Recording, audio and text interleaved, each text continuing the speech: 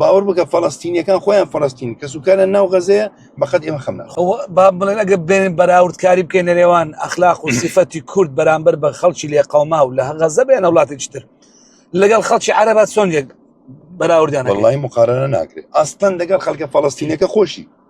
یعنی من چەند ڕێکخراوم بینی ئەم هەفتەی پێش لە ئوردن بووم باوەڕ بکە فەڵەستینیەکان خۆیان فەڵەستین کە سوکانە ناو غەزەیە بەقەد ئێمە خەم ناخۆین. خۆ مخەیەمی فەڵەستینیەکان لە ئوردنی شەر هەیە کاک 150 فەڵەستینی ئوردن باڵێ لەوێ نایم ڕێکخراویانە بوو دانیشتین لەگەڵیان بەقەد ئێمە بە ئازار نین بە سەراحەت لەوێ پێشیانم وتم من ئەو ئازار و ئاخ و ئۆف و فرمێسکەی لە کووردا ئەیبینم ئەو هیممەت و پڕ لە خەمەی لە کووردا ئەیبینم تەنانەت تۆ فەڵەستینی نیتە. مثالێکم بۆێنەوە جەنابەت سایق تەکسیەکە کابرا برادێک ڕۆژی لەگەڵ سایق تەکسیەکە سوار بوو ئەو سایق تەکسیە وتی من ناتوانم پارە بدەم بەڵام تقریبا ئەوە 20 مانگە من گۆشتم نەخواردوو